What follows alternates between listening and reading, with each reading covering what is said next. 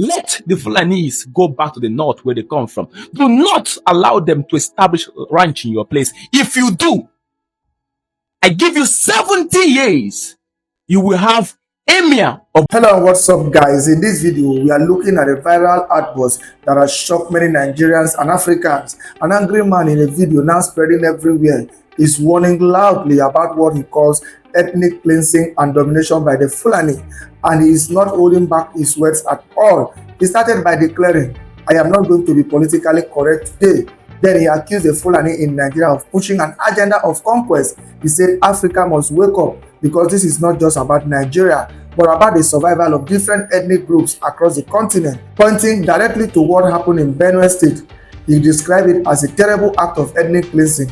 He warned the people of Benue not to accept ranches in their land, insisting that if they do, in 70 years, they could end up with an emir of Benue.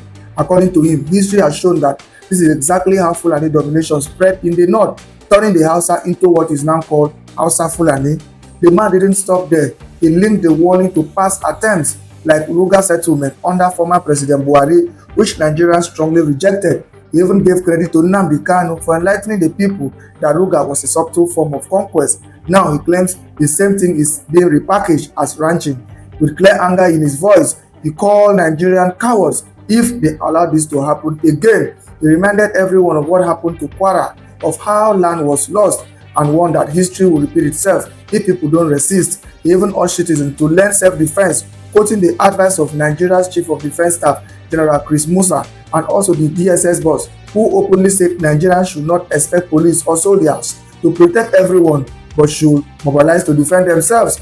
Guys, I will let you watch this video for yourself so you can see exactly what I'm talking about. Also, don't forget to like, share, and subscribe to this channel if you haven't already done so. Take a look, guys, and remember to share your thoughts after watching. The Fulanese in Nigeria has an agenda, and that agenda is conquest. Listen and pay attention, Africa. Most times, when we want to go direct, some people tell us that we are Pan-Africans, that our duty is to promote African image. But we cannot fold our arms and akimbo while other Africans are moving on agenda to cleanse other ethnic Africans. No, we must speak, and we must speak boldly and now. What happened in Nigeria, in Benue State, is an eyesore. It's pathetic because it's an ethnic cleansing and it cannot be tolerated, because a threat to an African nation is a threat to entire African nation, whether it's being perpetrated by an African or it's being perpetrated by a foreigner. We, people of conscience, must speak about it. The people of Benue, I am warning you, do not accept the establishment of ranch in your place. Do not accept the establishment of ranch in your place. Let the Fulanese go back to the north where they come from. Do not allow them to establish ranch in your place. If you do, I give you 70 years, you will have emir of Benue. 70 years. It might not happen in your time, but I give you 70 years, you will have emir of Benue. You will have it, and you will become Benue Fulani. You think that the Fulanese were in the Hausa land before 13th century? They were not. There was nothing like Fulani before 13th century in the north. Nothing like Hausa Fulani. Nothing. It all happened between 13th to 17th century. That is when the Fulanese arrived in the northern part of Nigeria. Before then, the Fulanese were not there. On a good day, I will give you the history of the Fulanese, who they are and where they came from. This video is not targeted on any ethnic group, but I'm angry right now because I don't like what is happening in that country, Nigeria. It is sad. Do not let them have a ranch in your place. If you do, they will take over your place. They will take over your land. History demonstrated that they did it in the north against the Hausas. If you allow them, they will do it. Between 1804 to 1808, they took over the Habe, what you know as the Hausas. You are not going to be different. Even in the 21st century, they still have that mindset of conquest. They still have it. Do not allow them. Their brother in your country, your former president, Muhammadu Buhari, tried it through what is called Ruga. They tried to establish Ruga all over the country. But your people were smart enough to kick against it. Kudos to that man in prison, Mazen Nnamdi Kanu, who enlightened the people that Ruga is a subtle approach to conquest, and your people kicked against it. Now they are coming with ranch. They want you to coexist with them by fire, by force. If you allow it, then you are nothing but a coward. Remember, is it because we don't say it? When you study the history of Nigerian Biafran civil war, you will find out that some of the soldiers that were recruited in the Nigerian army that fought the Biafrans were from Benue. And now they used you and dump you. Now they want to subdue you. Do not let that happen. Protect your land. If you allow them to coexist with you, it is over for you. But ask yourself, you Nigerians, ask yourself, why is it always you in the south, in the west, coexisting with them? Why are they not talking about them coexisting with you in their north? Why are they not coexisting? Why is it always you that will accommodate? This video, I am not going to be politically correct this time around because I cannot watch what is happening and keep quiet. Do not let history repeat itself. In my next video, I will teach you the origin where they came from. Do not let history repeat itself. Protect your lands. Else, your children will be looking for your names. Even a picture on your wall will not exist. Be warned. Be warned. Your land is attractive. Food basket of the nation. They want that land. They need it. They need it to seize the food so that they can sell GMO to the people. These are agendas. Agenda of conquest. Conniving with the agenda of food scarcity to promote the Western propaganda of GMO. Oh. Protect your land. If you allowed Ruga to come in this guise of ranch, 70 years, nothing like Benue. What you have is Fulani Benue, and you will have Emir of Benue. Go and ask the people of Ilorin, when Afonja saw these people. Use your head. I won't say much again. Use your head. I won't say much again so they will not think that this guy is taking it too personal. But in my next video, I will teach you the origin of the Fulanis. They were called Fube. Fube. F-U-L-B-E. Fube. I will teach you the origin in my next video. Be here. Wisdom Africa is the principal thing. Request for books. As you can see, the one I have is you aren't black or white. I am not targeting any nation in Africa. I love Africa, you know it. But I frown at it when a particular African nation is lynching on another African nation. Ethnic cleansing cannot be allowed. People must be allowed to uphold their originality and ethnicity. Wisdom Africa is the principal thing. Okay, listen, pay attention. You know, when I was in the West Africa, when I was in Nigeria, in the North, schooling in secondary school, one day our teacher, a Malam, came to the class and wrote and said, today we are considering a topic called the pre-colonial days of Nigeria. And he went to the board and wrote the pre-colonial days of the Igbos, the pre-colonial days of the Yorubas, and then he proceeded to write the pre-colonial days of the Hausas and Fulani. I said, excuse me, sir. He said, what is it? And he found his face because the class was used to me always asking questions. And I believe as a child, if I had them saying that curiosity kills the cat, curiosity will keep me alive. I said, excuse me. I said, what is it? I said, Malam. He said, what is this, son? I said, sir, you wrote the pre-colonial days of the Igbos, the pre-colonial days of the Yorubas. Why then do you write the pre-colonial days of the Hausas and Fulani? Why can't you teach us the Hausa man independently and then teach us the Fulani man independently? The Malam was shocked and he looked at me as if he has finally seen the definition of madness. But he was startled and puzzled to see such a question coming from a little boy. And then he says, son, what you asked is the deep question, but sorry, I cannot answer it because the textbook I'm using to teach you is government recommended, and there's nothing like that in this textbook. Pardon that. You see, do you know why it is difficult to teach whom an Hausa man was before Lord Lugard? Do you know why? Listen. The Igbo man was colonized by the British, right? The pre-colonial days. The Yoruba man was colonized by the British, right? The pre-colonial days. The Fulani man was colonized by the British, the pre-colonial days. But the Hausa man, before the British came, had already been colonized by the Fulani jihadists. Because before Lord Lugard came, Uthman Danfodio was already there. As early as 1805, the Hausa kingdom of Kebbi had already been captured. So the Fulani were colonizing the Hausa people before the British government came with a superpower colonization. That is to say, the British government colonized the Fulani, who was colonizing the Hausa. So in that process, while the Igbos were colonized once, the Yorubas were colonized once, the Fulani was colonized once, the Hausa man was colonized twice. First by the Fulani, second by the British. So what the British did was to colonize a junior colonizer that was colonizing someone that was lower in power. That is why it is difficult for the Hausa child to be able to tell you whom he was before Lord Lugard came. Because before Lord Lugard came, Uthman Danfodio had already conquered the Hausa kingdom.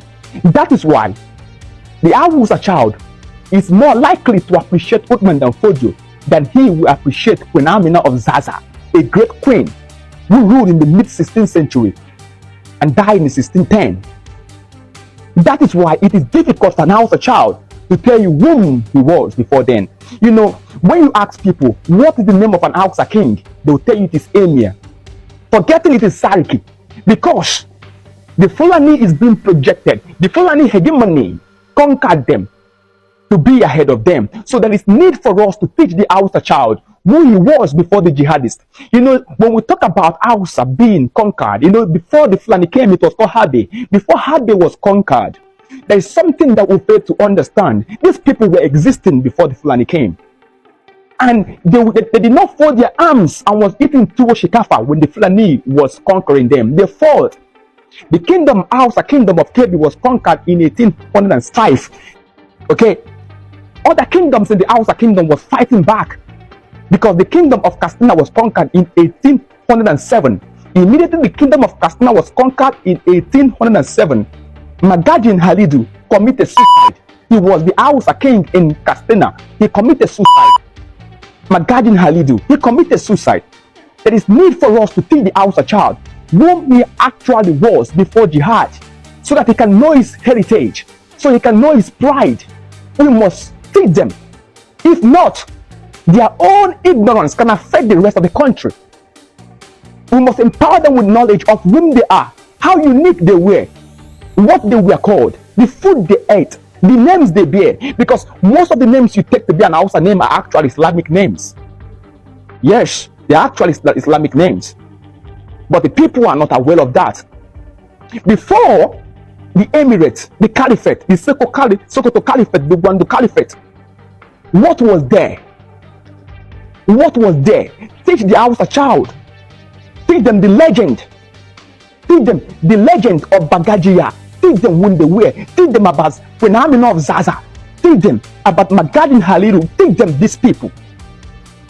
Because before you had what was called the Waziri, the Galadima, the Madawaki, the striking Rowa, the striking power, these people were people that were instituted by Uthman Danfodio as a centralized government when the Hausa kingdom was conquered. That was not the structure before jihad. That was the structure after jihad, introduced by Uthman Danfodio. And that is why indirect rule was easy to be implemented when Lord Lugard came. So as much as we are teaching the Yoruba child about their laughing, about the Bashaloon, about the Oba, about the opening of fraternity, about the Yemisi, as much as the Igbo child is aware of Okmara, aware of all title holder, also title holders, Ezemo, Umuada, the 8th grade, as long as they are aware about women riots, as long as they are aware of the Igbo landing in 1803, there is need to tell them, to tell the Hausa people whom they were, because their lack of knowledge of themselves can affect the entire country. Listen, the Fulanese are beautiful people. The Hausas are beautiful people. The Igbos are beautiful people. The Yorubas are beautiful people. What I'm saying is, people should be empowered with the knowledge of themselves. It is not wrong for a man to be taught whom he was. Because as long as I'm concerned, the Hausa child is lacking knowledge of who he was, because it's not taught in school. The Hausa child is not being taught who he was in school, because the pre-colonial days of the Fulanese and the Hausas, the Hausa culture is not being reflected in that topic. It is the Fulani culture that is being reflected in the pre-colonial days of the Hausas and Fulani, because what the British met was a jihadist administration and not an Hausa administration. That is what I want you to understand, that the Fulani hegemony had already came before the Lugard came, and that's why indirect rule flourished. And we must make it pontificating as clear as crystal that the Hausa's kingdom fought back but was defeated, so that the people will know that our people actually fought back. And for a man to fight back means that he or she does not accept what was fighting him. That is why they resisted but was conquered. If they can have the mindset that they were conquered, they will know that we were people before these people came. There is need for that. And don't say it does not concern you, it concerns you. Now is Zachary Gundu, who is a professor of archaeology at the Ahmadu Bello University. You're welcome to Sunrise Daily. Thank you so much. Good morning. Good morning. It does help us make sense of what your reading of all that has been happening is. Well, in a way, if you are the victim, the killings are senseless. But if you are the one doing the killing, it makes sense. A lot of Nigerians don't appreciate our history. They don't also appreciate what has been happening in this country, especially in the past few years. I believe that if people know history, they will know why the Fulanis are doing this. If people know our recent history, they will know that there is an attempt to grab a lot of land from the people of this country for the Fulani of the whole world. For people who don't know, the Fulanis have their original homeland in Guinea. That is in Futajalon. And they had an outing from Guinea. From 1804, the outing in Nigeria was represented by the Usman Dan Fodio Jihad. It succeeded. There was a caliphate which they established outside even the boundaries of this country, because the caliphate from Sokoto, if you go up country, it went into Chad, it went into Niger. And then from independence, we have had about 3 Fulani leaders who have led this country. But in the original homeland, which is Guinea, the Fulanis have not been allowed to lead Guinea. So Nigeria has become their second preferred homeland, where they are inviting the Fulanis of the whole world to come and claim as their own country. And people should realize this. And if we sit down here on our ancestral lands in this country, and somebody comes in to kill us, it becomes a problem. Let me just say this. Professor, I'm afraid I have to interrupt you. No, let me just say this. Just before you say what you say, or what you want to say, I want to ask, how are you able to draw this thread? You have talked about history. We all know that before now, yes, we fought intertribal wars. Yes. I mean, there were conquests every now and then. The Benin Empire, for instance, was quite expansive. And it also, made its own conquest. Yet, nobody has been able, whenever Ife Modake is fighting, nobody is talking about prehistorical or, pre-colonial wars to justify what is happening now. The Ife Modake war is a local phenomenon. In Nigeria, what happened? When the British people came in, remember, the caliphate was a pre-colonial phenomenon, and it gave the Fulanis some privileges even over the Hausa states, because they manipulated Islam to take over the Hausa states, and it gave them some privileges over the Hausa states and other Nigerian groups which they used to raid as slaves. When the British people came in, people who know colonial history will know that they privileged them. They decided to divide and rule this country by privileging the Fulanis over other groups. So what happened is that the Fulanis moved with their privileges from the pre-colonial period into the colonial period. And now that we have independence, they are also moving with the privileges they had under the colonial government into independent Nigeria. And independent Nigeria is not a feudal system.